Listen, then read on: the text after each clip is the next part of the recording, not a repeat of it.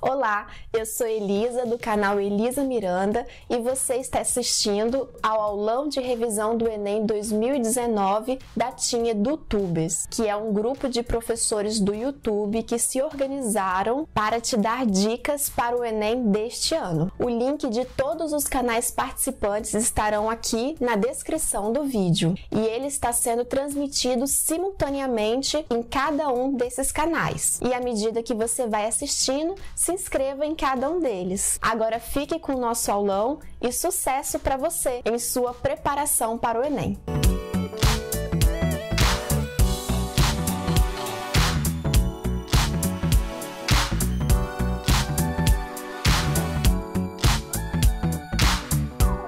E aí galera esperta, aqui é o professor Beto Brito do canal Literatura Legal e estou aqui neste aulão maravilhoso online para contribuir com seus conhecimentos literários. Vim convidado a participar desse aulão que vai revisar o que há de mais importante para o Enem. E aí eu peço, antes de mais nada, que vocês possam passar no meu canal, o Literatura Legal, e se inscrever, beleza? Eu posto semanalmente conteúdos literários direcionados primordialmente para o Enem, beleza?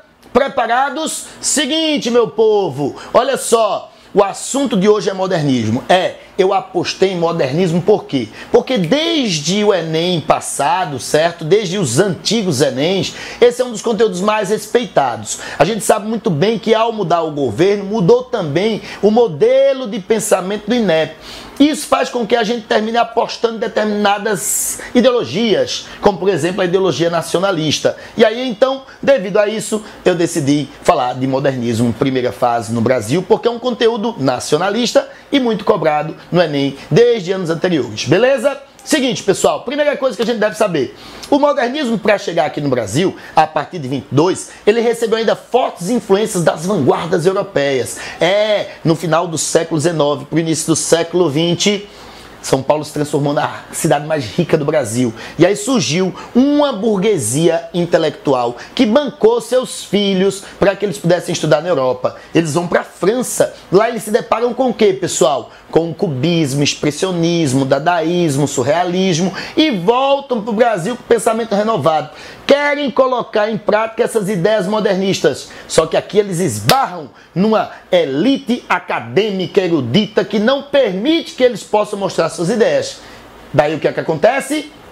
A Semana de Arte Moderna de 1922, no Teatro Municipal, onde o propósito era reunir o máximo de artistas o possível, da literatura, música, pintura, escultura, para que eles pudessem dar o seu grito de alerta, para que eles pudessem dizer assim: basta, nós temos uma nova forma de produto cultural para apresentar a vocês. Nós somos os modernistas. E aí então participaram daí, pessoal, Oswald de Andrade, Mário de Andrade, representantes máximos da literatura desse período, Villa-Lobos na música, na escultura Vitor Brecheret, o que mais? Na pintura Anita Malfatti. Então foram inúmeros artistas que hoje em dia são tão lembrados e consagrados, mas que na época eram esquecidos. Professor, qual a grande proposta dessa primeira fase do modernismo? Na verdade, pessoal, eles próprios diziam assim, não sabemos o que queremos, sabemos o que não queremos. Nós não queremos continuar com aquela arte do passado. Agora, o que vai ser? Sei não. Bora testar aí para ver no que vai dar. Então, no fundo, a grande proposta era não ter proposta. Legal, hein? Na verdade, pessoal, ao não ter proposta, eles foram experimentando, criando coisas novas, até que hoje em dia, quando nós avaliamos as obras deles, nós percebemos que eles são, basicamente, autores inovadores, porque eles queriam mudar a maneira de fazer arte, então eles vão inovar de inúmeras maneiras: verso livre, verso branco, linguagem popular, temas do cotidiano. Eles eram autores nacionalistas, exaltavam o país, a cultura, os elementos brasileiros, agora de uma maneira mais crítica.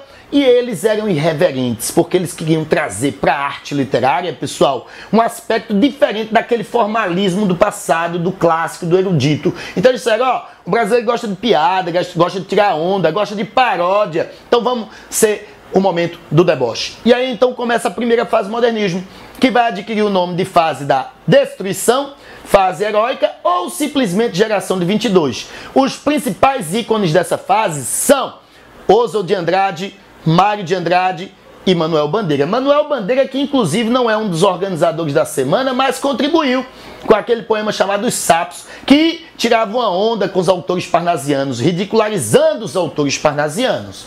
Vale lembrar que essa primeira fase também teve alguns manifestos, e um dos mais importantes é o manifesto da antropofagia, que foi redigido pelo Oswald de Andrade, com parcerias aí de Raul Bopp e Tarsila do Amaral. 1928 é o ano desse manifesto. E qual a proposta? Deglutir, mastigar, engolir a cultura estrangeira, aproveitar o que tem de bom para contribuir com a arte brasileira. E justamente baseado nesse manifesto, nós iremos responder uma questãozinha que caiu no Enem de 2017 e que vai abordar essa temática da primeira fase do modernismo. O Enem gosta muito de questões com imagens, o Enem gosta de questões com textos. E aí, então, por isso mesmo, nós iremos tratar dessa questão que vai aparecer na tela agora. Em 2017 caiu essa questão que tem uma obra do artista baiano Rubem Valentim. Olha para essa obra aí direitinho, pessoal. Perceba que essa é uma obra que utiliza várias características vanguardistas, não é isso? Você verifica que ela parece muito mais uma colagem, ela é abstrata e ela tem fortes influências, vamos assim dizer, da arte abstrata, do cubismo e das colagens vanguardistas. E aí o texto diz assim, pessoal: Rubem Valentim apresenta emblema que, baseando-se em signos de religiões afro-brasileiras, vocês têm que atentar para esse enunciado aí em que fala signos de religiões afro-brasileiras. Exatamente, pessoal. A gente tem que entender que ele fez referências às religiões de matriz africana. Professor, mas eu não estou enxergando. Na verdade, fica um pouco difícil, porque dentro de uma sociedade preconceituosa como a nossa, as simbologias relacionadas às religiões de matriz africana, elas são muitas vezes esquecidas, não é isso? Mas você atente aí. Veja novamente a imagem. Na imagem tem uns martelinhos, não é? Isso aí representa, pessoal, o martelo de Xangô. Percebam que abaixo aí na imagem tem um arquinho também. Esse arquinho representa, pessoal, o arco de Oxóssi. Ou seja, são representações simbólicas de matriz africana, ok? Vamos ler o restante da questão. Volta aí para a questão. Se transformam em um produto, uma produção artística. Então, olha só, ele disse que, baseando-se em signos da religião afro-brasileira, se transforma em uma produção artística. A obra emblema, 78, relaciona-se com o modernismo em virtude de quê? Porque essa obra deve ser classificada como uma obra modernista. Aí, galera, a gente volta à teoria, não é? Eu falei para vocês que em 1928, o Oswald de Andrade propôs uma deglutição da cultura estrangeira. Então, vamos lá. Se eu pego elementos da cultura vanguardista, que é a cultura estrangeira, e eu incluo nesses elementos coisas brasileiras, eu estou propondo uma união, né? E aí lembra a frase famosa de Oswald de Andrade: só a antropofagia nos une. No sentido de que, pessoal, seria necessário misturar a cultura estrangeira, ou seja, vanguardista, com os elementos brasileiros para fortalecer a arte brasileira. E aí então a gente acha facilmente a resposta desta questão, porque estamos falando de antropofagia oswaldiana, elemento vinculado à primeira fase do modernismo, ou seja, as influências vanguardistas incorporadas à cultura nacional. Beleza? Vamos às alternativas. Letra A. A letra A diz assim, ó: simplificação de formas da paisagem brasileira. Epa, epa, epa. Galera, não são formas da paisagem, são formas da cultura. Então, descarte essa alternativa. Letra B. Valorização de símbolos do processo de urbanização. Olha só, bem que no modernismo nós teremos muito isso. Você vai ver em muitas obras da Tarsila do Amaral, chaminés, automóveis, que fazem referência a essa condição, por influência até do futurismo. Mas para este quadro aí, que seria um texto visual, não cabe. Tá errada a letra B.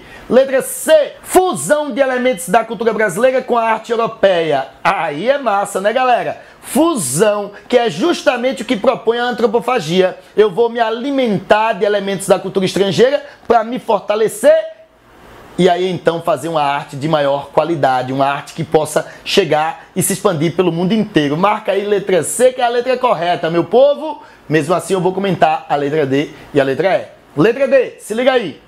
Alusão aos símbolos cívicos presentes na bandeira nacional. Galera, não tem nenhuma alusão a nenhum elemento da bandeira nacional.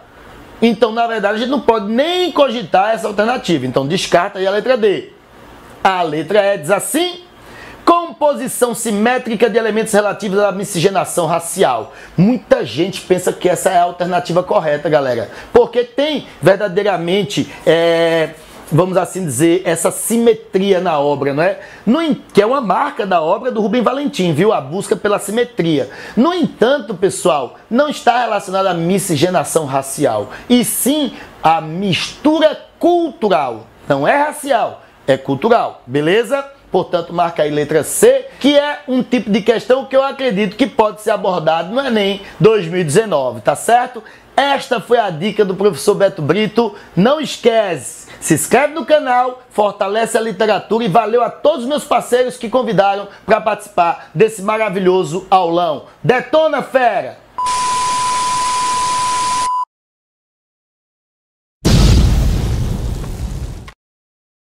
Dando sequência à nossa aula a respeito da globalização, agora nós vamos continuar falando das consequências da globalização para o mundo. No vídeo anterior, nós falamos do conceito que é globalização, como ela surgiu, começamos a analisar as consequências dela para o mundo e caso você não tenha assistido ainda a esse vídeo, é só você clicar no card aqui em cima ou dar uma olhada na descrição desse vídeo para você poder acessá-lo, ok? Muito bem, então agora nós vamos falar desse assunto que está aqui no quadro.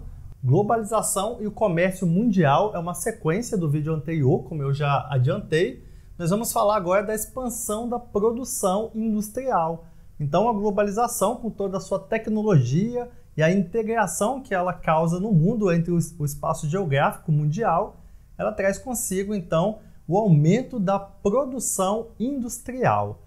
E esse aumento da produção tem a consequência de trazer forte concentração do poder decisório nos países desenvolvidos. Por que isso? Porque as principais empresas do comércio mundial estão localizadas, sediadas nos países desenvolvidos, né? Nós chamamos até algumas delas de multinacionais, têm atuação tanto no país sede, que é um país rico, desenvolvido, como nos países subdesenvolvidos, explorando então o seu trabalho, a sua mão de obra, as suas riquezas e o seu mercado consumidor. Mas sobre as multinacionais nós falamos em um vídeo anterior, no vídeo passado, então é só você voltar lá e dar uma conferida, ok? Bom, nós vamos falar também sobre essa expansão das multinacionais, que também é conhecida como transnacionais. Tanto faz, multinacional, transnacionais, depende do autor. Alguns autores preferem falar transnacionais porque elas atuam em outros países e outros preferem o termo multinacional, mas a ideia ali é que essa empresa, como eu já disse, atua tanto na sede, na sua própria sede, no seu país de origem, como em outros países, né? Por isso o termo multinacional. E a expansão das multinacionais acontece a partir da Segunda Guerra Mundial, ou melhor, do pós-Segunda Guerra Mundial. Então, com o fim ali da Segunda Guerra Mundial, várias empresas viram aqui no mundo subdesenvolvido, né, nos países como Brasil, América Latina, na África e em tantos outros países, oportunidades de explorar seu mercado consumidor, a sua força de trabalho, suas fontes de energia, matéria-prima e assim por diante. Então, acontece ali a expansão das multinacionais ou transnacionais.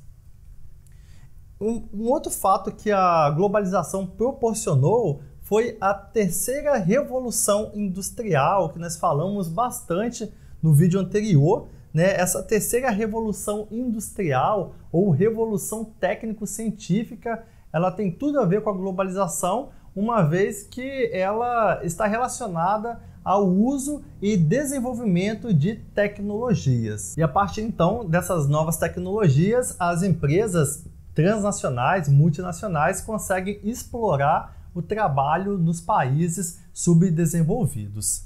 E qual é o resultado dessa exploração?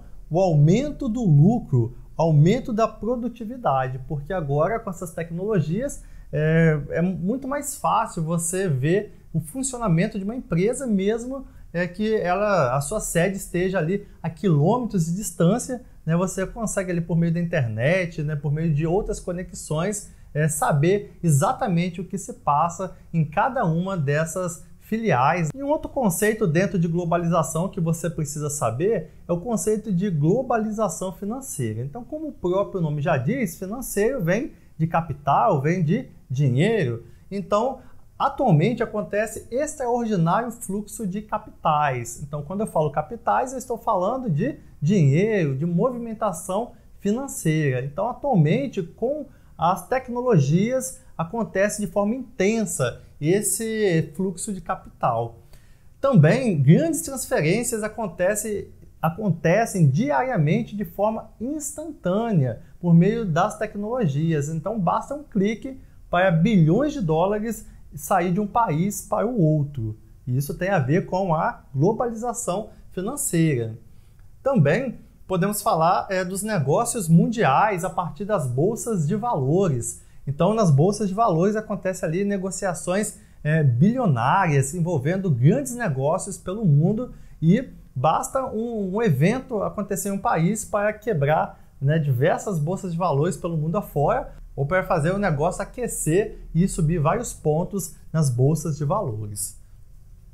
Um outro fato que tem a ver com a globalização financeira são as crises financeiras.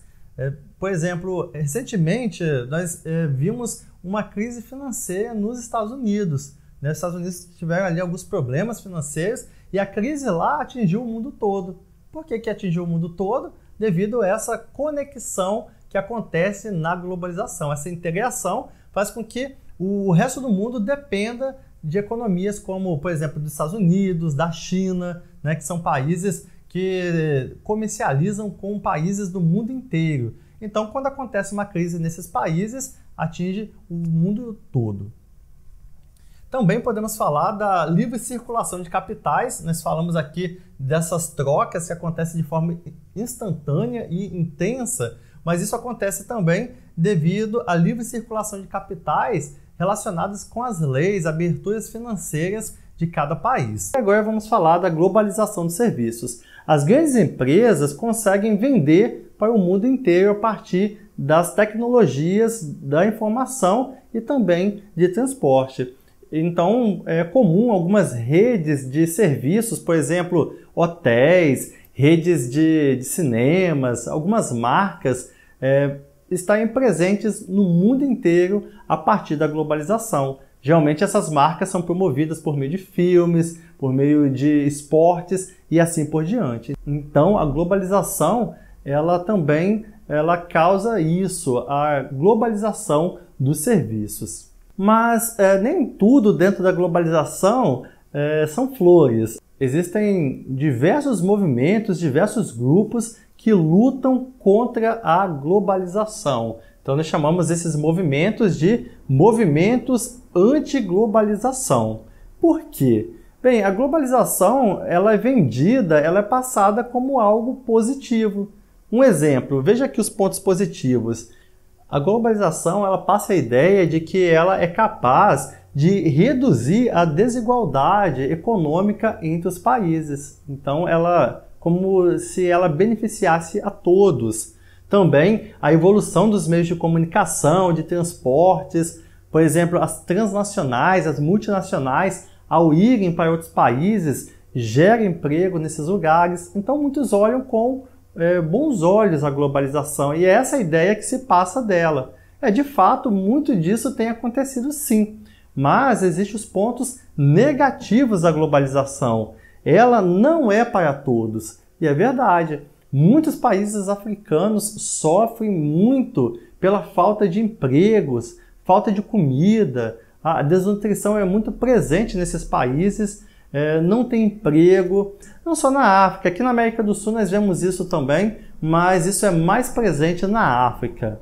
E além disso, muitos se aproveitam da globalização para práticas ilegais, como venda de drogas, venda de armas, os famosos paraísos fiscais, onde políticos corruptos enviam dinheiro para bancos no exterior, né? E ali a gente não consegue ver o rastro desse dinheiro, então a polícia não consegue, a justiça não consegue identificar e prender, né, esses políticos corruptos e assim por diante. Então esses movimentos buscam o fim da livre circulação financeira e também o fim da exploração dos países ricos por meio da globalização.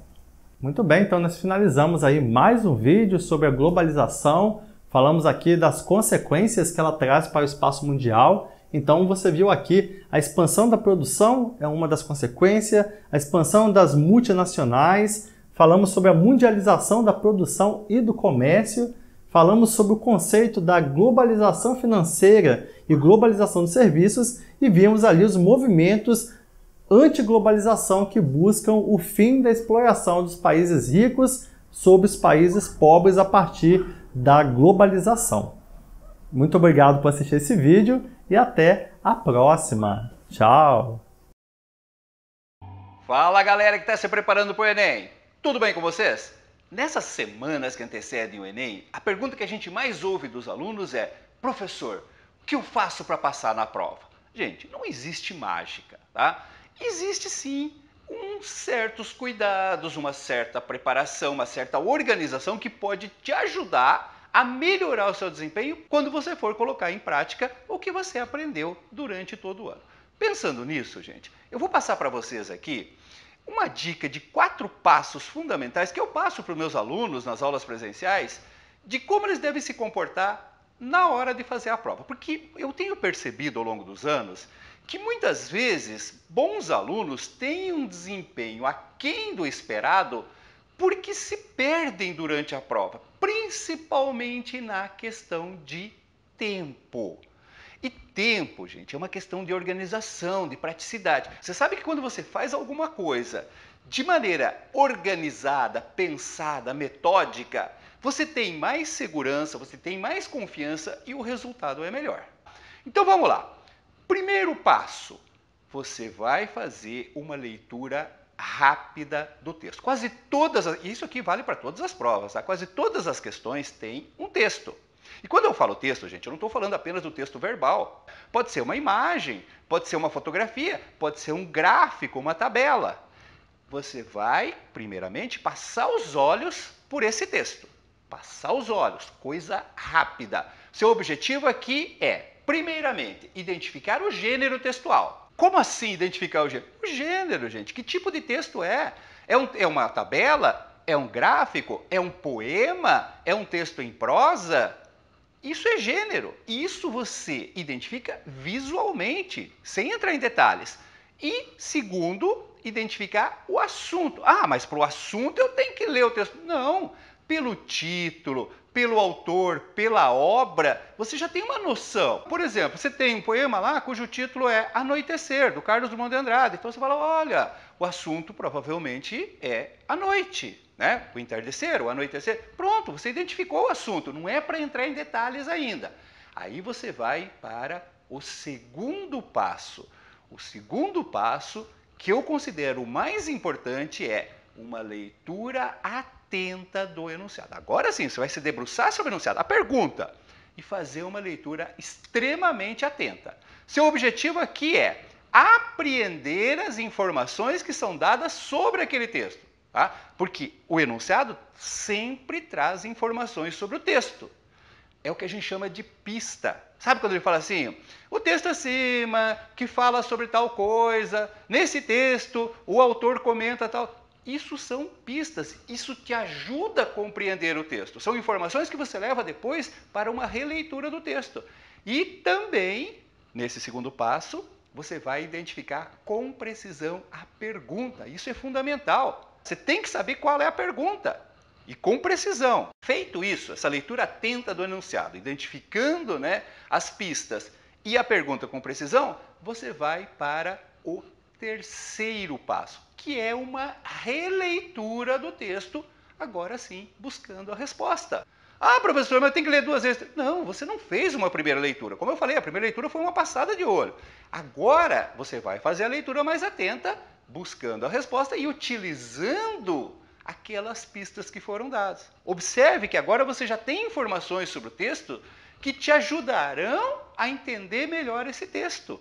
Você já sabe qual vai ser a pergunta. Então, quando você passa os olhos, você tem condições de identificar, é nessa parte do texto que está falando aquele assunto da pergunta. Você grifa, marca. Então, aqui, a ideia é exatamente essa. Primeiro, localizar o assunto da pergunta no texto.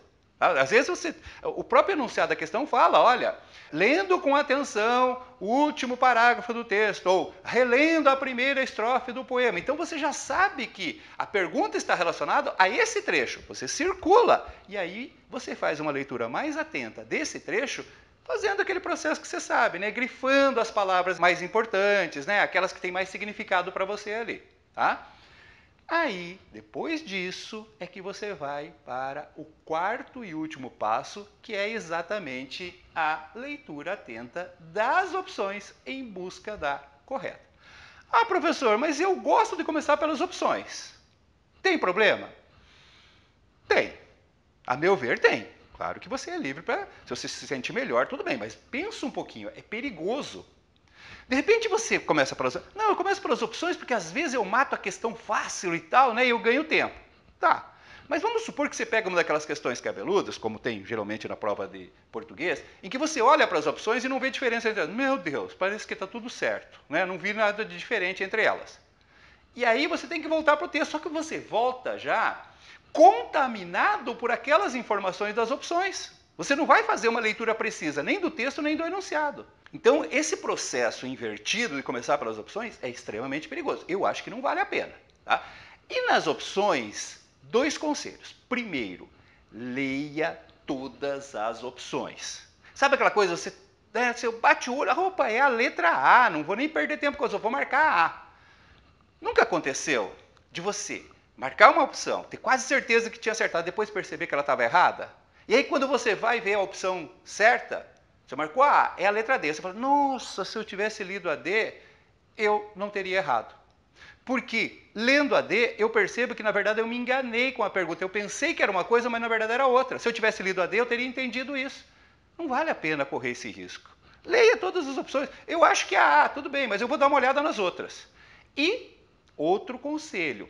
Use o método de eliminação, que nós temos falado o ano todo. Questões de múltipla escolha, você tem que usar esse método de eliminação. Eu já falei para vocês.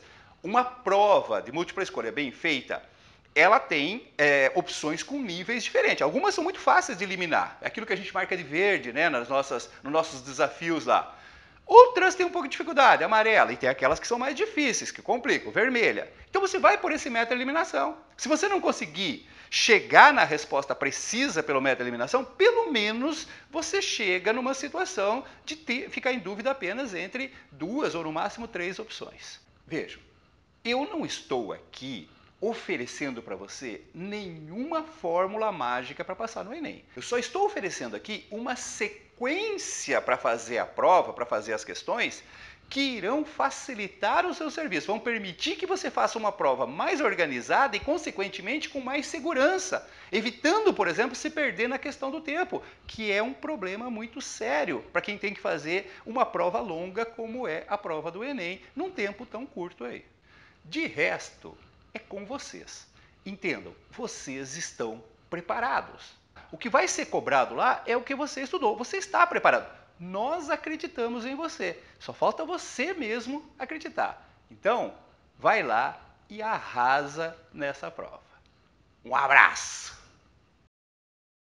Fala, galera! E aí, pessoal, beleza? Beleza? Vídeo novo do canal Magel. Vamos falar os principais temas que caem no Enem na parte de Geografia, na prova de Ciências Humanas. Cola aí.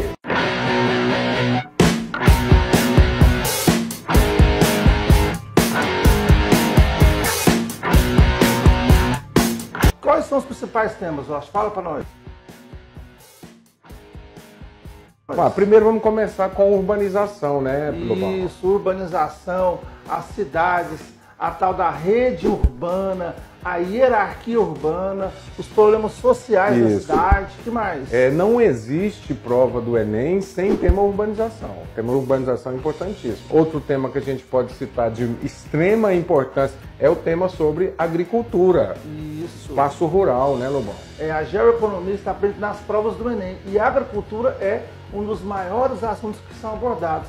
tanto no aspecto dos conflitos fundiários, na tecnologia do campo, aos transgênicos, ao uso de agrotóxicos, né? Em relação às técnicas agrícolas e os impactos sobre o meio ambiente.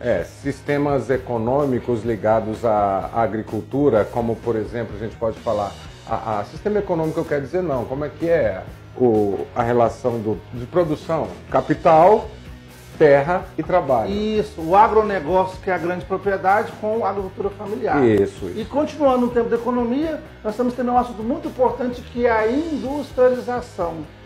Lembrando que a gente vai trabalhar sempre a industrialização dos países ricos e a dos países pobres. O que mais, Rocha? A gente vê nessa parte de industrialização a importância das 3 ou 4 revoluções industriais. Tem vídeo no nosso canal falando sobre a indústria 4.0. Isso. E o resultado desse avanço tecnológico no cotidiano de cada um, na geração de empregos. Desemprego estrutural caiu bastante, mostrando a relação, né, da mecanização com a oferta de empregos e também a descentralização industrial. Fordismo, Taylorismo, Toyotismo, né, também Volvismo, né, sistema de relações de emprego, como foi dito aqui, industrialização. População cai bastante também no Enem, é um assunto bastante recorrente, mostrando aí os problemas sociais e o crescimento da população. Isso, análise de gráficos como pirâmides etárias, causas e consequências do envelhecimento da população. Isso pode até ser temas de redação de provas que você vai fazer. Previdência, né? Previdência social. E também a gente pode ver a introdução da mulher no mercado de trabalho e a diminuição das taxas de fecundidade. Pode fazer essa relação. Tem 2 assuntos que caem bastante no Enem, que estão muito relacionados, que é transportes e fontes de energia. Analisar os diversos modais de transporte, as diversas fontes de energia e os impactos que elas geram é muito importante para a sua prova de ciências humanas. Com certeza. E também, Lobão, a gente não pode deixar de falar sobre conflitos étnicos nacionalistas, né? Isso, a geopolítica relacionada também à parte econômica, da globalização econômica, é muito recorrente. E das diversas regiões do mundo, o que mais cai no Enem é Oriente Médio. Aliar esses conflitos também, a questão que a gente acabou de falar de população, o contexto da imigração, principalmente dentro da Europa, a política norte-americana quanto aos imigrantes, né? Então é coisa que você tem que ler para você se contextualizar para essa prova. E para fechar, o último tema, geografia física, especialmente aquilo relacionado à questão do meio ambiente. Além da questão do meio ambiente, não tem provas sem questão de meio ambiente. Além da questão do meio ambiente e geografia física, a gente pode observar a importância da cartografia, coordenada geográfica. Isso mesmo, né? Então, essas são as dicas nossas aí dos principais assuntos que são cobrados no Enem, na parte da geografia. Pessoal, um abraço, vamos junto educar essa galera e esse pessoal aí, com a nossa ajuda, vai passar com certeza no Enem.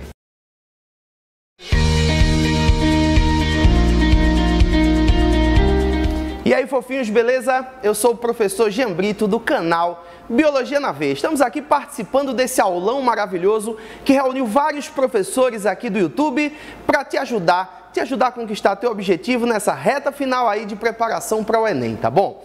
Pois bem, pessoal, hoje eu vim falar para vocês um pouco a respeito das adaptações de plantas a determinados tipos de ecossistemas. Isso é um tópico marcante que já caiu algumas vezes na prova do Enem, tá? O aluno tem que estar esperto aí para tópicos importantes como esse. Ecologia cai bastante na prova do Enem, né? Eu vou falar para vocês especificamente hoje a respeito de um tópico, volto a repetir, tá, gente, que já caiu algumas vezes na prova do Enem. Adaptações de planta. O que é que eu coloquei aqui para vocês, ó?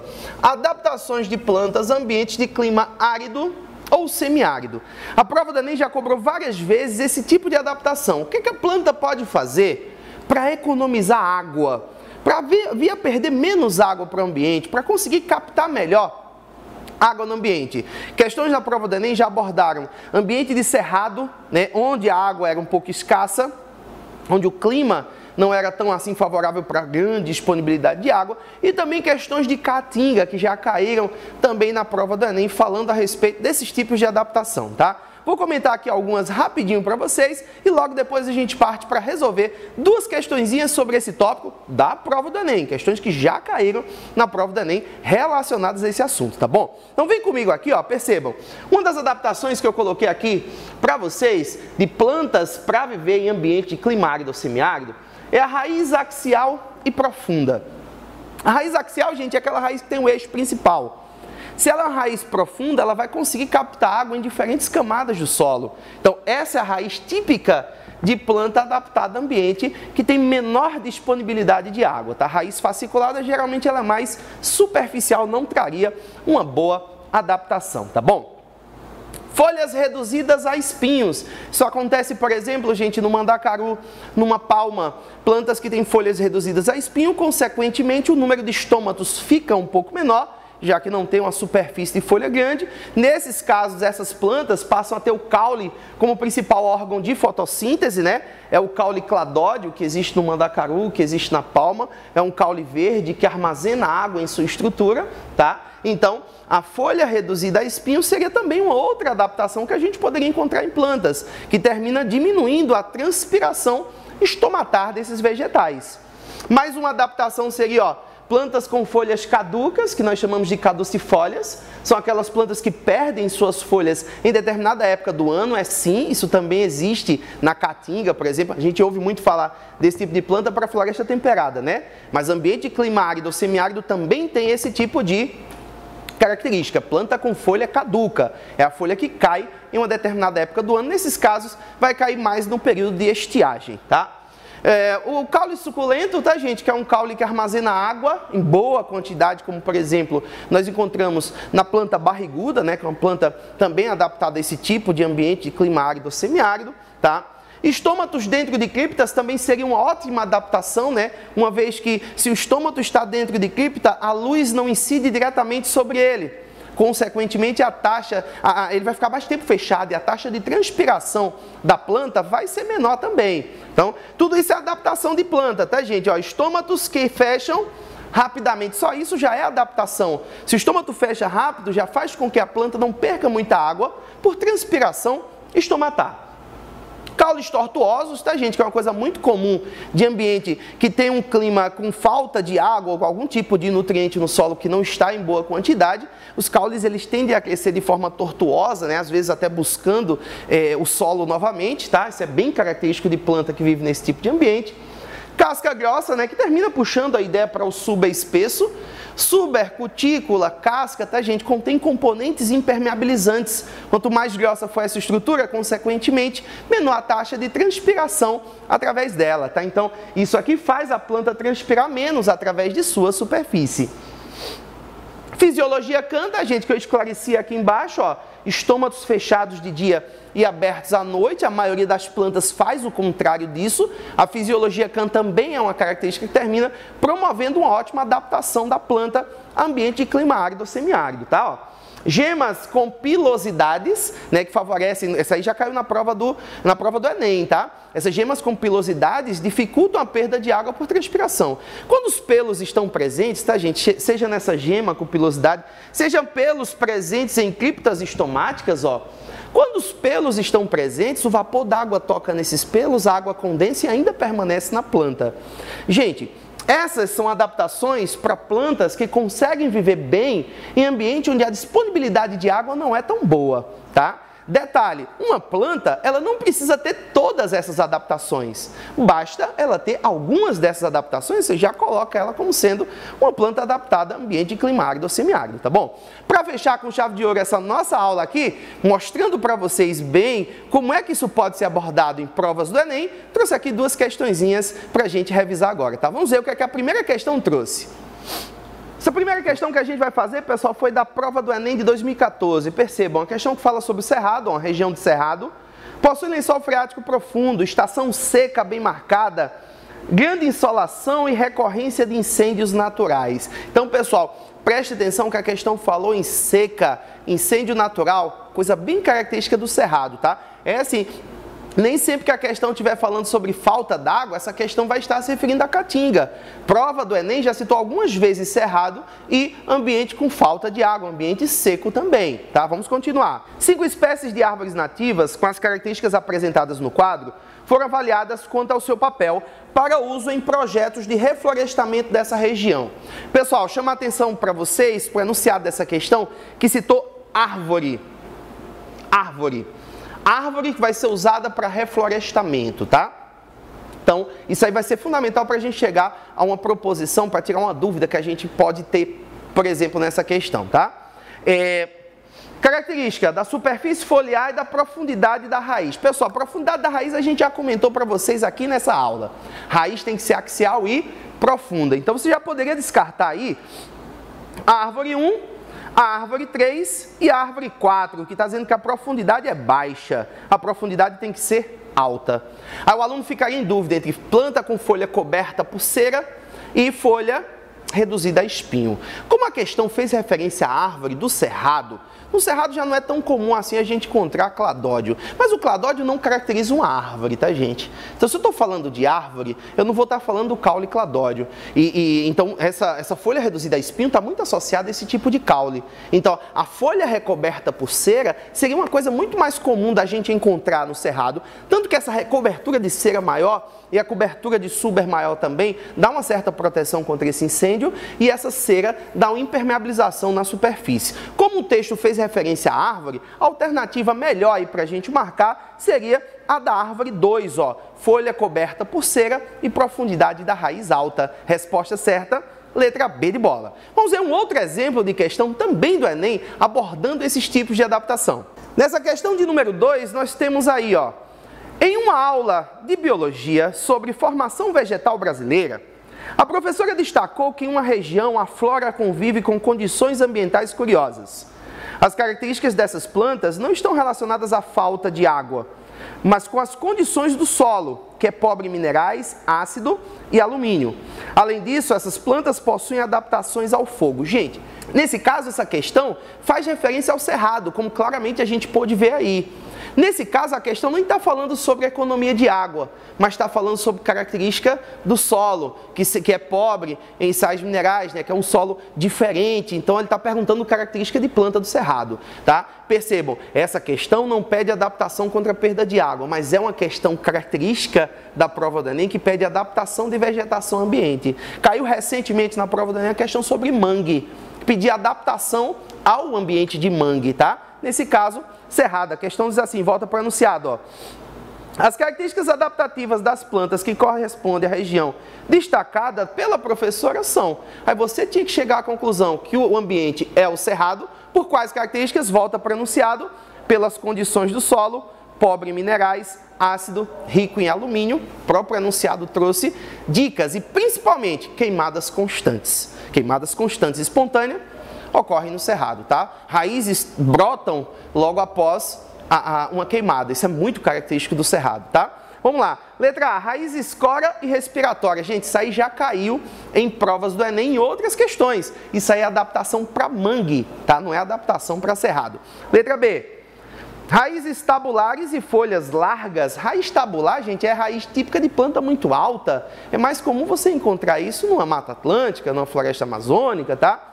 Folha larga também, principalmente, né? Letra C diz assim, casca grossa e caules retorcidos, isso é bem específico de cerrado. Nesse caso, a casca grossa, como o texto se referiu, não teria tanto a ver a economia de água, que favorece também um pouco de economia de água, mas isso aí protege muito contra incêndios naturais, tá? Os galhos retorcidos é pela carência de algum componente no solo, poderia ser água, mas pode ser sais minerais também, tá bom? Letra D dizia assim, ó, raízes aéreas e perpendiculares ao solo, gente... Se o solo nem é tão favorável assim, raiz aérea não é muito comum, não. Raiz aérea é mais para planta que vive sobre outra planta, por exemplo, tá? Não seria o caso, pode descartar. E letra E, folhas reduzidas ou modificadas em espinhos. Essa letra E, tá, gente, seria uma adaptação para caatinga, seria uma adaptação para planta que vive em ambiente climárido ou semiárido, como a gente comentou agora há pouco. Pois bem, gente, essa foi a nossa aula para o aulão aqui em conjunto com essa turma do YouTube super legal, tá bom? Sugiro que vocês se inscrevam em todos os canais aqui dos participantes desse aulão. Um grande abraço para você e ótima prova!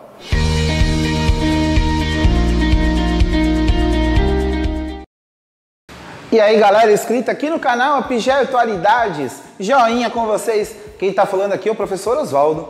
E em conversa com alguns professores, nós resolvemos lançar um aulão e nos intitulamos Team Youtubers. Ou seja, alguns professores do YouTube Educação resolveram criar este aulão para vocês, aonde vai envolver todas as disciplinas das ciências humanas, das matemáticas e suas tecnologias, das linguagens e códigos, das ciências naturais e, é claro, também da redação, com dicas muito bacanas, tá? E nós estamos trazendo aqui para vocês uma super dica e também vamos trazer um conteúdo muito legal para vocês estudarem. Então, roda a vinheta!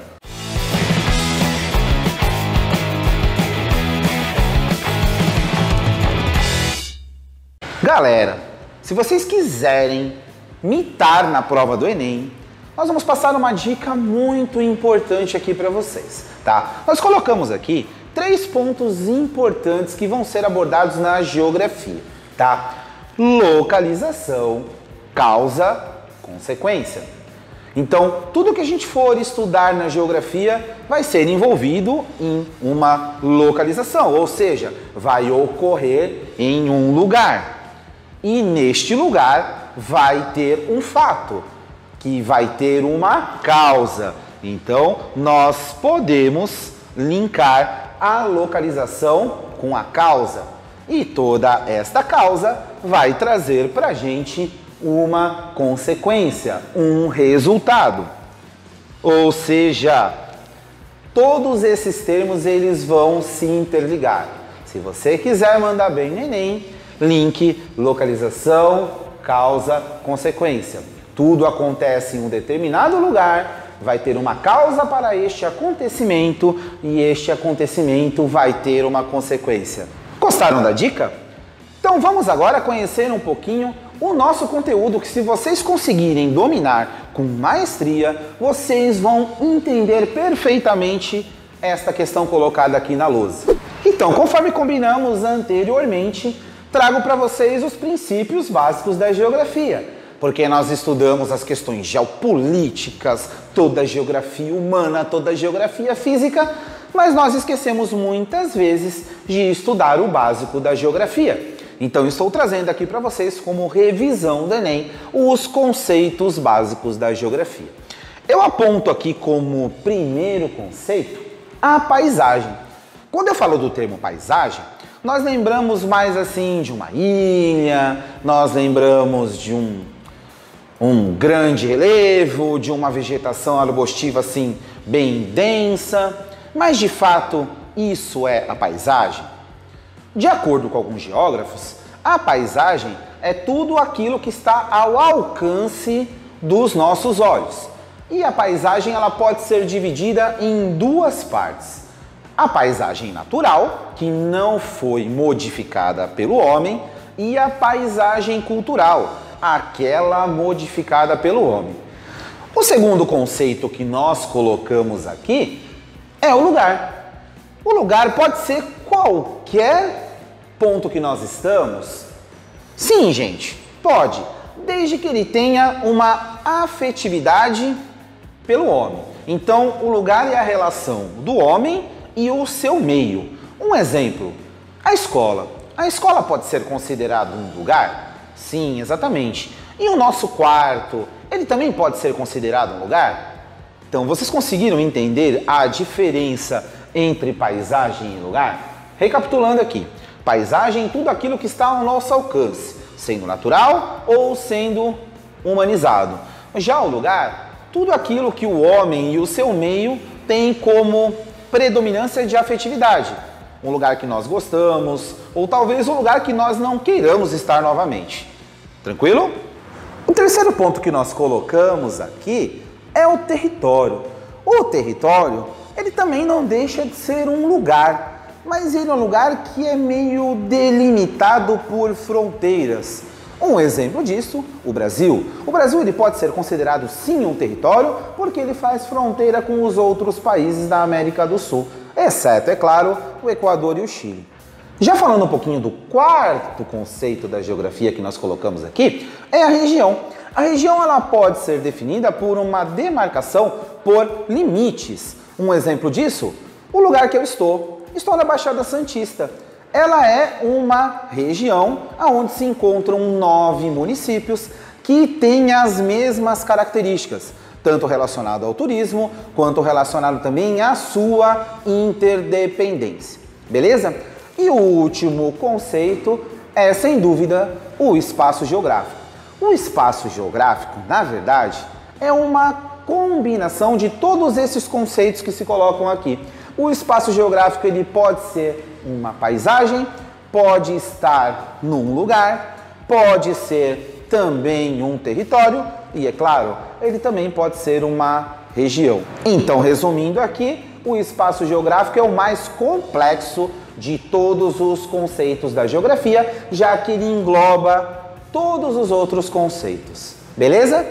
E aí, galera, gostaram de conhecer um pouquinho desses conceitos básicos da geografia que muitos de vocês nem lembram lá para estudar na prova do Enem, né? Também gostaram daquela dica que eu dei no começo do vídeo? Se vocês não lembram da dica, voltem lá e marquem, porque é muito importante, beleza? Não deixem de curtir e compartilhar todos os canais deste aulão, porque é muito importante não apenas para nós, professores do YouTube, mas para vocês, estudantes, que vão nos ajudar a democratizar a educação, beleza? Quero agradecer a todos os meus colegas pelo convite e teremos muito mais vídeos aí, beleza, galera? Dê um up nos seus estudos!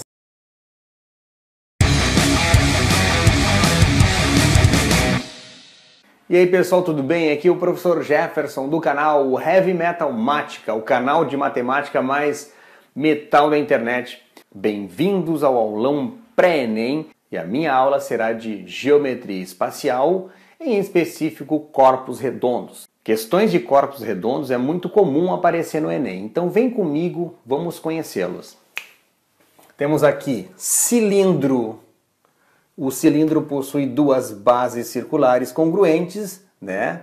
Em que a área da base é a área do círculo, πr ao quadrado. Então mostra para vocês o raio e a altura e, como disse, possui duas bases circulares congruentes. Então a área da base é a área do círculo πr ao quadrado. A área lateral é dada por 2πr vezes h e a área total, que seria a área de toda a figura, é o dobro da área da base por ser duas bases mais a área lateral.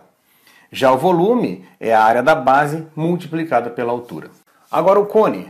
Vamos olhar o cone, que possui uma base, vértice, e essa medida que vem do vértice até aqui é chamada de geratriz. Então veja bem, geratriz, raio e altura, formando 90 graus. Então tem um triângulo retângulo onde eu posso aplicar o quê? O Teorema de Pitágoras. Que o Teorema de Pitágoras será útil para algum cálculo envolvendo a geratriz. Bom, a área da base do cone é a área do círculo também, πr ao quadrado. A área lateral é dada por π vezes r vezes geratriz. E a área total é só a área da base mais a área lateral. Por ter só uma base, o cilindro tem duas, por isso o 2 aqui. E aqui só tem uma, no caso é só uma base. O volume é dado por área da base vezes altura dividido por 3. Bom, já a esfera é mais tranquila de trabalhar porque tem duas fórmulas. A área total, que é 4πr ao quadrado, e o volume, que é 4πr ao cubo sobre 3. Bom, e essas três figuras aqui já apareceram outras vezes no Enem. Não vai ser surpresa para ninguém se aparecer de novo em uma questão. Com isso eu quero comentar uma questão do Enem que eu acho muito interessante de geometria espacial envolvendo algumas dessas figuras ali. Vamos ver então? Em um casamento, os donos da festa serviam champanhe aos seus convidados, em taças com formato de um hemisfério, na figura 1. Porém, um acidente na cozinha culminou na quebra de grande parte desses recipientes. Para substituir as taças quebradas, utilizou-se um outro tipo com formato de cone, figura 2. No entanto, os noivos solicitaram que o volume de champanhe nos dois tipos de taça fosse igual. Sabendo que a taça com formato de hemisfério é servida completamente cheia, a altura do volume de champanhe que deve ser colocado na outra taça em centímetros é de... E ali estão as alternativas. Então, pessoal, veja bem. Situação seguinte. Bom, eu não sou muito bom de desenho, tá? Tanto que é que esse aqui é o desenho original. Eu fiz no quadro aqui mais ou menos parecido com esse. Então, a taça que está sendo servida era desse tipo aqui, uma taça em formato de hemisfério, ó, meia esfera. E aconteceu um acidente que quebraram algumas taças desse tipo e foram servidas nessa aqui, tá? Então, no desenho mostra direitinho o raio, né, dessa taça aqui em formato de hemisfério e também o raio, né, daquele volume de champanhe que está aqui, está em forma de cone, ó, o raio também é o mesmo daqui 3, tá? E quer saber o quê? Quer saber esta altura aqui, a altura desse volume aqui de champanhe em forma de cone, né? Que será servido agora. Em que altura a taça será servida, certo? Então essa altura. Reparem uma coisa, um detalhe. O volume de champanhe tem que ser igual. Igual. Então vamos utilizar o que nós temos aí do problema. Volume igual, raio igual, falta altura. Como é que encontramos o volume dessa taça aqui? Nós sabemos que tem que ser igual, mas o volume dessa taça não sabemos. É uma taça em formato de hemisfério, ou seja, meia esfera. Portanto, calculando o volume de uma esfera, que é 4πr ao cubo sobre 3, certo? 4πr ao cubo sobre 3 é o volume de uma esfera, mas eu tenho que fazer o quê? Eu tenho que pegar esse volume, eu tenho que pegar o volume de uma esfera com aquele raio e dividir por 2 para achar este volume de champanhe. Então vamos lá. Primeiro, vou seguir aqui, ó, volume 4π 3 ao cubo sobre 3. Volume 4π 27 sobre 3. Volume 4, aqui eu posso dividir por 27 por 3 dá 9. 9 vezes 4, 36π. 36π de volume. Sabendo que esse é o volume de uma esfera e eu quero saber a metade desse volume, que é o volume da taça que estava ali. Ou seja, volume, vou colocar assim um desenho aqui de uma taça hemisférica, vamos supor, tá? É 18π. 18π centímetros cúbicos, tá? É o que eu sei até o momento. É o que nós sabemos, certo? Nós sabemos que esse volume aqui é 18π. Este também é. Mas o que o problema me pede? A altura deste volume aqui, certo? Qual é o volume do cone? O volume do cone. Área da base, πr ao quadrado. Vezes a altura, que eu não sei, dividido por 3. Esse é o volume do cone. Esse volume é igual a 18π. Bom, o que nós temos aí? O raio que é 3. Π, 3 ao quadrado vezes a altura sobre 3 igual a 18π. Eu posso fazer o quê? Eliminar esses dois π's para me ajudar. O que mais eu posso fazer? 3 ao quadrado é 9. 9 dividido por 3 é 3. 3h igual a 18. Logo, eu vou encontrar a altura. A altura é igual a 18 dividido por 3. A altura é igual a 6 centímetros. Então, a resposta desse problema, h é igual a 6. A altura é igual a 6, certo? Eu espero ter ajudado com esse vídeo. Se você gostou desse vídeo, vai lá no meu canal e se inscreve. O link está aqui na descrição. Aproveitem o resto do aulão. Bons estudos a todos e até a próxima.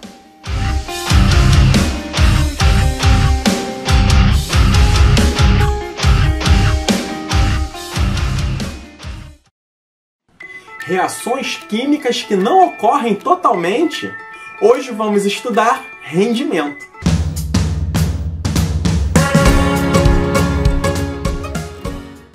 Olá pessoal, estamos aqui em mais um encontro no nosso canal Fórmula de Soluções. Estamos vendo o módulo de estequiometria. Hoje vamos para o nosso tópico número 2. Quando nós falamos de rendimento de uma reação, nós temos que pensar que ela não ocorre totalmente. Vamos ver aqui o exemplo. Uma molécula de CH4 reage com duas moléculas de O2, gerando uma molécula de CO2 e duas moléculas de água. Nós temos que pensar aqui que essa reação química, quando se processa, não é uma molécula que reage com duas, mas um mol de moléculas, um número muito grande de moléculas. E algumas moléculas dos reagentes, elas podem não gerar o produto, não tendo, então, 100% de rendimento. O rendimento é uma relação entre a quantidade obtida de produto e a quantidade teórica do produto que eu iria obter. Mas eu não quero que você aqui grave ou decore nenhuma outra fórmula a mais. Eu vou lhe ensinar a resolver os problemas utilizando uma simples regra de 3. Vamos lá! Exemplo 1. Vamos lembrar os nossos passos de como nós resolvemos um problema de cálculo estequiométrico. O primeiro passo, nós temos que escrever a reação química balanceada. Aqui a nossa reação vai ser o H2 mais o O2 gerando H2O, que é a molécula de água. Aqui, equilibrando, 2H2 mais O2, dando 2H2O. O nosso segundo passo é ver quais são os compostos citados no enunciado e qual é a grandeza que está sendo relacionada. Nós aqui vemos que temos 20 gramas de H2, logo ele está relacionando é massa de H2, e a pergunta dele é qual a massa de água, logo ele está correlacionando com a massa de H2O. Se eu olhar para a nossa equação, o que nós podemos ver sobre H2 e água? Podemos ler que 2 mols de H2 está para 2 mols de H2O. Simplificando, 1 mol de H2 está para 1 mol de H2O. Vamos agora ao nosso quarto passo, que é passar essa informação de mols para massa. 1 mol de H2 tem 2 gramas. 1 mol de H2O tem 18 gramas. Logo, nós fazemos a nossa primeira linha da regra de 3, onde 2 gramas de H2 está para 18 gramas de água. E vamos completar com a informação do problema. 20 gramas de H2 vai estar para X gramas de água. E vamos descobrir 180 gramas de água que serão formadas. Esse é o nosso problema normal. Vamos agora aplicar a parte do rendimento, que é o nosso sexto passo. É meramente mais uma regra de 3. Nós aqui sabemos que 180 gramas de água seriam formadas se o meu rendimento fosse de 100%. Logo, 180 gramas de água está para 100%. Mas o nosso rendimento da reação é de 70%. 70% vai estar para Y gramas de água. E vamos descobrir, então, a massa real de água formada com esse rendimento, que são 126 gramas de água. Vamos ao nosso segundo exemplo. Bem, primeiro passo, escrever a equação química equilibrada. Aqui, 2H2 mais O2 gerando 2H2O. No enunciado, nós vemos que estão sendo citados H2 é massa de H2 e massa de H2O. Em relação a esses compostos, nós podemos olhar para a equação e ver que 2 mols de H2 estão para 2 mols de H2O. Simplificando, 1 mol de H2 está para 1 mol de H2O. Vamos agora passar essa informação molar para a grandeza do problema, que é a massa. 1 mol de H2, então, podemos escrever 2 gramas de H2. E 1 mol de H2O podemos escrever 18 gramas de H2O. Vamos completar agora com a informação do problema. Mas quando nós olhamos para o nosso enunciado, aqui nós vemos que ele deu 12 gramas de H2 e formou 54 gramas de H2O. Qual desses valores eu vou usar na minha regra de 3? Em problemas de rendimento, a quantidade de produto nem sempre é a quantidade total que poderia ser gerada com rendimento de 100%. Aliás, deve ser uma quantidade menor que o 100% da reação. Por isso que ele está lhe perguntando qual é o próprio rendimento.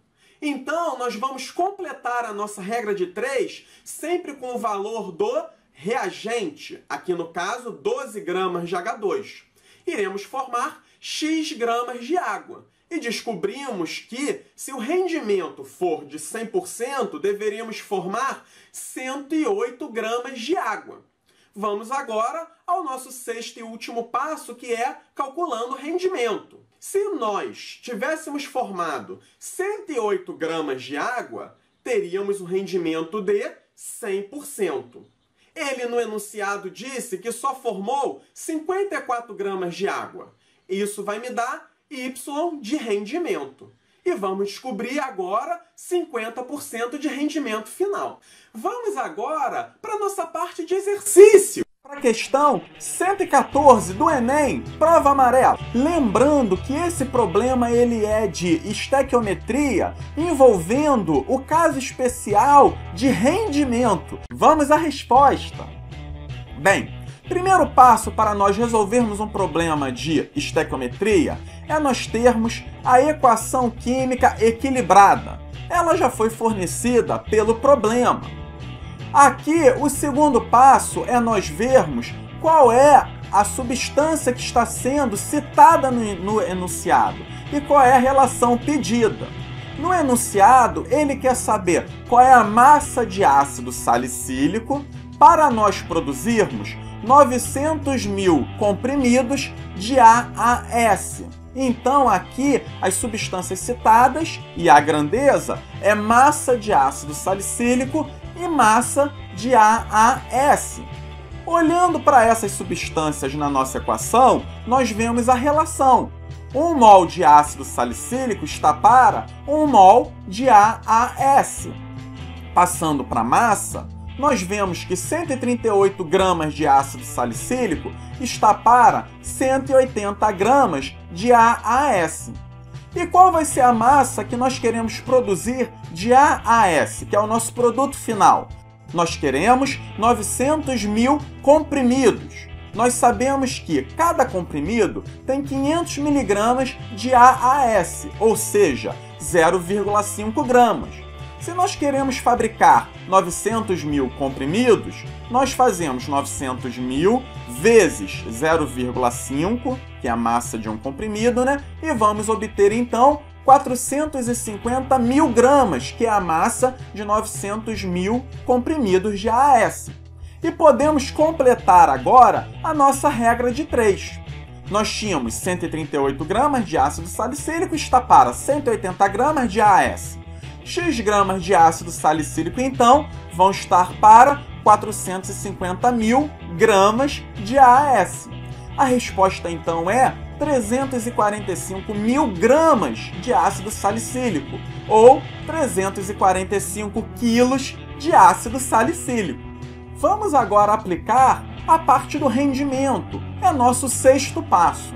Ele disse que o rendimento da reação é de 50%, ou seja, a massa que eu preciso de ácido salicílico, ela vai estar somente para 50%. A massa total de ácido salicílico que eu necessito, ela vai ser 100%. E nós chegamos à resposta final. Nós iremos precisar de 690 quilos de ácido salicílico para a produção de 900.000 comprimidos de AAS. Muito bem! Se vocês tiverem alguma dúvida, sugestão ou comentário, nos escrevam! E lembrem-se de curtir a nossa fanpage do Facebook, inscrever-se no nosso canal do YouTube e na nossa conta do Instagram. Um grande abraço a todos e vamos às aulas! Olá, tudo bem com você? Olha só, a aula de hoje é especial, com essa galera super preparada para dar dicas sensacionais para o seu Enem. Vamos começar agora a revisão do Enem de Química, tá? Eu sou o professor Marco Viana e antes da gente começar a nossa revisão, ó, se inscreve aí no nosso canal para ficar por dentro de tudo que vai cair no seu Enem, beleza? Então vamos lá, eu vou passar aqui e vou dar 3 dicas super especiais que podem aparecer no seu Enem. A primeira delas está relacionada à chuva ácida. Detalhe, galera, olha só, toda chuva já é naturalmente ácida. Por que toda chuva já é naturalmente ácida? Porque na atmosfera nós temos o dióxido de carbono. dióxido de carbono de CO2. CO2 é um óxido. Como o carbono é um ametal, então ele vai formar um óxido ácido. Se fosse metais da família 1A e 2A, por exemplo, formaria óxidos básicos, tá legal? Então o CO2, que é um óxido ácido, quando ele reage com a água, forma um ácido carbônico. Então toda chuva já é naturalmente ácida, porque o CO2 encontra com a aguinha das nuvens, formando o ácido carbônico. Detalhe, ó, a gente só vai considerar a chuva efetivamente ácida quando o pH for menor do que 5,6, beleza? A escala de pH, lembra aí que é uma escala que vai de 0 até 14, de 0 a 7 é ácida, 7 é neutro, 7 a 14 é básico. Então, abaixo de 5,6 é que a gente vai considerar uma chuva ácida. Pode haver uma chuva ácida pela emissão de CO2? Pode. A queima de combustíveis lá nos automóveis libera grande quantidade de CO2. CO2 vai deixando a chuva cada vez mais ácida, tá legal? Então a gente pode ter uma chuva ácida causada pelo CO2. Mas a gente também pode ter a chuva ácida, ó, causada pelo enxofre. E o enxofre vem da onde? Vem da queima de combustíveis fósseis, derivados do petróleo, óleo diesel, gás natural, aí a gente tem o carvão também. Então ele tem como impureza o enxofre. Esse enxofre, ele sofre combustão e aí pode originar dois gasezinhos aqui, ó. Pode originar o SO2 e o SO3, beleza? Isso aqui, quando reage com a água das nuvens, forma o H2SO3 e o SO3, quando reage com a água das nuvens, forma o H2SO4, o ácido sulfuroso e o ácido sulfúrico. Então a chuva ácida em ambientes industriais, ela é bem mais ácida do que ela naturalmente ela é. Por quê? Porque esses ácidos agora são ácidos mais fortes. Então essa chuva aqui ela vai ser mais ácida. Outra substância que forma a chuva ácida são os óxidos de nitrogênio, NX,OY, que quando reage com a água das nuvens, formam o HNO2 e o HNO3. Esses ácidos são ácidos mais fortes também. E aí a gente tem esse tipo de chuva ácida quando a gente tem combustão em motores internos, combustão dentro de motor de carro, por exemplo. Tá legal? Então essa chuva ácida aí é mais ácida do que naturalmente ela é formada, porque esses ácidos eles são mais fortes. E quais são os impactos de uma chuva ácida? A gente tem a acidificação do solo. Acidificando o solo vai causar desertificação, vai desmatar a natureza, vai acidificar os lagos e aí os peixinhos vão morrer. Então, principais impactos: destruição da fauna e da flora. A gente também ainda o ataque a monumentos à base de calcário, onde há uma desconfiguração total dos dois, beleza? Então a primeira dica, chuva ácida, em especial óxidos ácidos, mas dá uma olhada também em óxidos básicos e óxidos anfóteros, principalmente o Al2O3, beleza? Anfótero quer dizer que reage com ácido ou reage com base, beleza? Então essa foi nossa dica número 1. Dica número 2, alotropia. Galera, o que é alotropia? É quando o mesmo elemento químico forma substâncias diferentes. E aí nós temos 4 elementos que têm essa característica, que é o carbono, o oxigênio, o fósforo e o enxofre, beleza? Então esses 4 elementos, eles formam substâncias alotrópicas. Quais são as formas alotrópicas do carbono? Grafite, diamante, fulereno e grafeno. Do oxigênio, O2 e O3. Do fósforo, fósforo branco e vermelho. Existe também o negro, mas o negro não aparece nos nossos vestibulares, tá legal? E o enxofre é a forma rômbica e monoclínica. E aí eu quero chamar a atenção para vocês, em especial as formas alotrópicas do carbono. Nós temos aqui a estrutura do diamante, tá legal? Aqui, ó, diamante. O grafite. Galera, o diamante é o material mais duro que a gente conhece. Dureza é a capacidade de riscar um outro material, joia? E o grafite são redes de carbono. E aí, à medida que a gente vai escrevendo, estas camadazinhas aqui, ó, estas redinhas aqui, elas vão ficando no papel da gente, tá legal? Então é como se fosse descapando mesmo o material. E aí chegou em 2011, foi descoberto o grafeno. O que é o grafeno? É você pegar uma redinha dessa só aqui, e aí você tem o grafeno. Se você enrolar como um tubinho aqui, você vai ter um nanotubo de grafeno. Galera, o grafeno em especial, ele tem uma característica que está sendo muito cobrada nos vestibulares. Qual é a característica?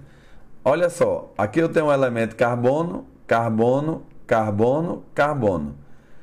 Este carboninho do meio aqui, ele está fazendo quantas ligações? 3. Mas a gente sabe que o carbono ele é tetravalente. Então quer dizer que ele tem uma dupla ligaçãozinha aqui.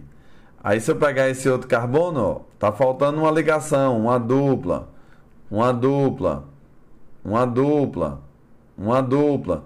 Note que nós temos duplas alternadas, dupla simples, dupla simples, dupla simples, dupla simples. Isso aí dá uma propriedadezinha chamada de ressonância. Ele permite que esses elétrons, que são elétrons π, eles fiquem alternando. Os elétrons em movimento, eles permitem a passagem da corrente elétrica. Então, a principal característica do grafeno é ser condutor. Ser condutor, ter alta resistência. Então, ele é usado em materiais esportivos aí, porque ele é leve, dá uma alta resistência, tá legal? Ele conduz eletricidade. Então, ele está vindo aí para substituir o silício. Legal? Então, a primeira dica foi lá de chuva ácida. A segunda, alotropia, em especial grafite e grafeno, tá? Grafite e grafeno são substâncias condutoras de eletricidade. Lembra disso aí. E a última dica da gente é em relação ao tratamento de água, uma estação de tratamento de água. E aí eu vou fazer um esqueminha aqui para desenhar a estação de tratamento de água. Lá vem a água de um rio, tá? Aqui a água de um rio.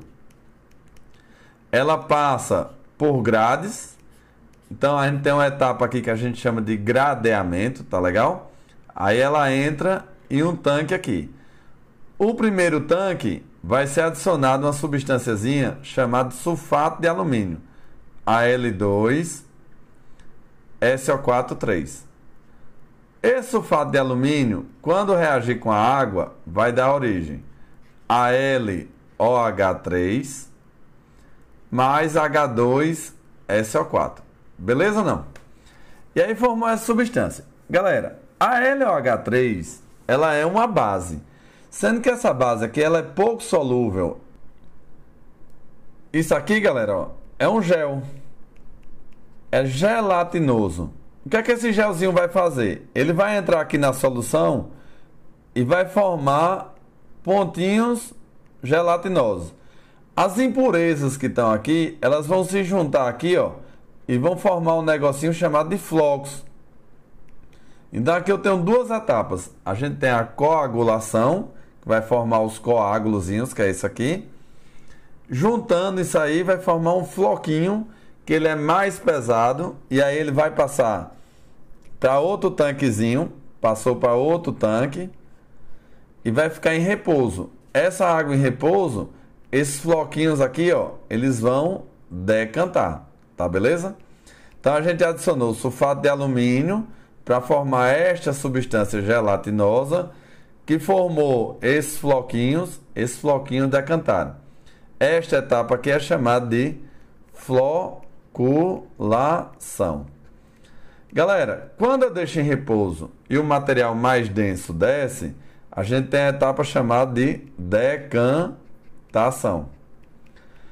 Aí a gente pega a água desta parte de cima, do negocinho chamado de vertedouro, tá legal? Ou seja, já tem bem menos impureza. E aí ele vai passar por uma camada aqui de um filtro.